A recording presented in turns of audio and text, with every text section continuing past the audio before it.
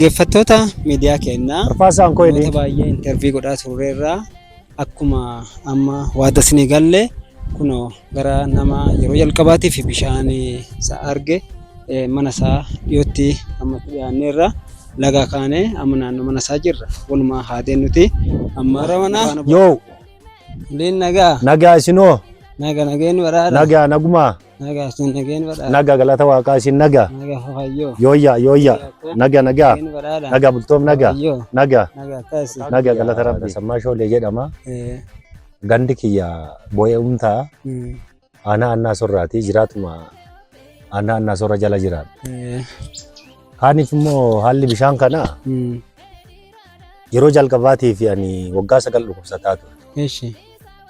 Dhukkubsataa ture manni yaalaa ani itti yaalamin hin jiru. Eeshi. Akkuma kanaani hospitaala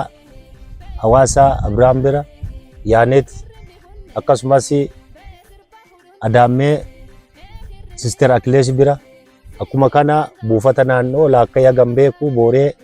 Adoola ammas Irbaa darbii hanga Nageellee haga Shaakkisoo naannoo kana yaalamaa ture. Eeshi. Dhukkuba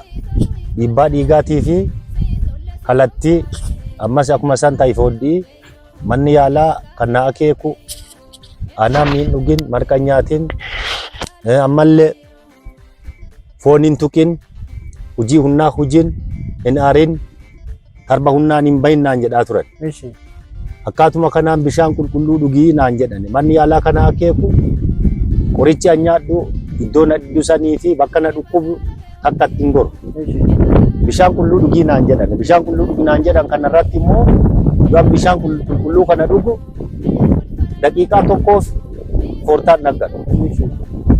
kallattii na dhukkubu kun na waraanaa na gubaa na laalataa labbasaa irraa hiisee asirraa shamsii irraa ol qabadhee irraa qabadhee ta'aa labbasaa hiikadhee ta'aa halkan irraa fu hin nyaadhu hin dhugu wannan jiraadhuun bishaan qofa adoo bishaan qulqulluu kana dhugii manni yaalaa naan jedhu waggaa 9 ture. Erga waggaa 9 tureen duuba jaldeessa osootiif fadhuu lafti tun bosonaa bishaan kana arge. Akkaataa kanaan ani itti fayyee ka'een duuba iyyaafannaan ka hospitaalli dadhabe nanni ka manni yaalaa dadhabe addii du'aa ka muratee gala gara manaa jedhaneen nanni kun gara manaatitti ka ijibbaatanii du'aaf reeffa mana deebisan akka fakkeenyaa naannoo kana Bulee Horoo Bariisoo jiraata ganda boo'e'umtaati ammas kuno jiraatuma ganda Sayee Ciicuuti maqaan isaatti na jalaa badee sunis akkuma sani inni ka Darasooti innis akkuma san kallattii ijibbaatanii mana galanii bakka warri bu'aa jibbaate sulle bishaan kana xiinxalaan ana gubbaa dhufanii asitti dhugee fayyee akkaataan bishaan kana akka kanaa